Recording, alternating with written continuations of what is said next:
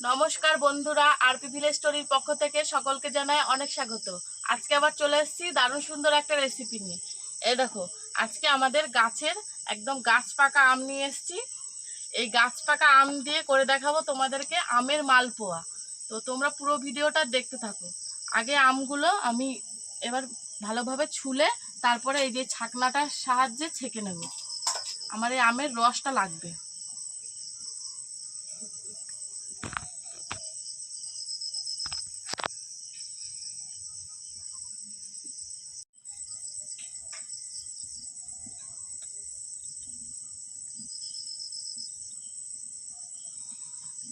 আমটা একদম হলুদ হয়ে গেছে পেকে।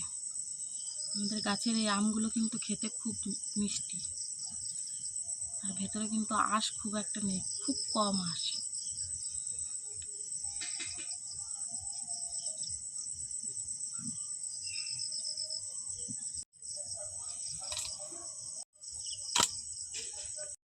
এবার এই আমগুলো এই ছাকনাটার সাহায্যে এইভাবে ছেঁকে নেব।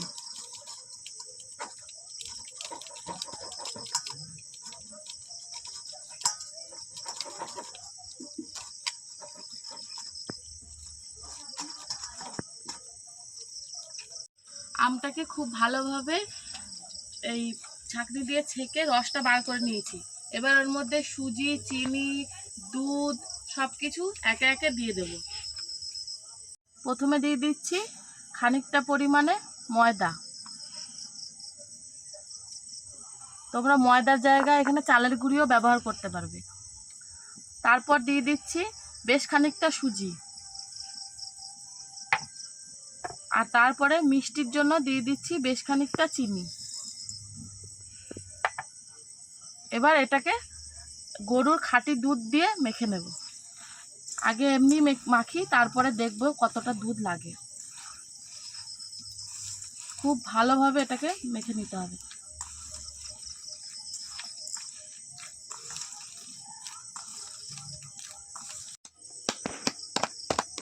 এ দেখো, সব কিছু খুব ভালোভাবে মেখে নিয়েছি। এবার এর মধ্যে আরেকটু পরিমাণে দুধ লাগবে। এবার দুধ দিয়ে দেব। এত ঘন করলে হবে না, একটু পাতলা পাতলা হবে।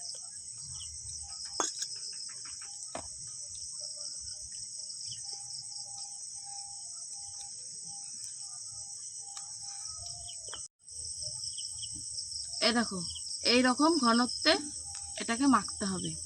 তোমাদেরকে কিন্তু এটা দেখেই বুঝতে হবে। খুব বেশি পাতলাও করিনি, আবার খুব বেশি মোটাও করিনি। এবার এটাকে আধা ঘন্টা রেখে দেব, তারপরে ভেজে নেব। আধা ঘন্টা হয়ে গেছে, ওটাকে মেখে রেখেছিলাম। এবার আমি বড়াগুলো ভেজে নেব। তার জন্য এ দেখো, তেল নিয়েছি। এবার কড়াইতে সাদা তেলটা ঢেলে দেবো।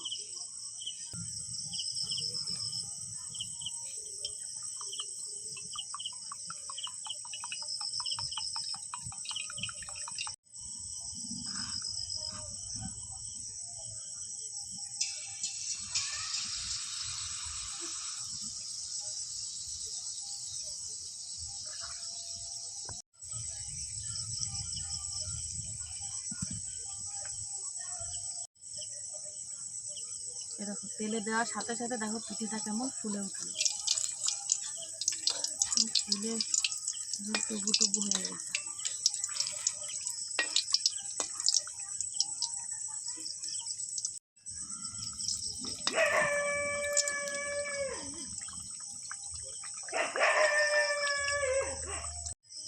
এ দেখো, মালপোয়াটা কত সুন্দর ভাজা হয়েছে। এবার এটাকে তুলে নেব।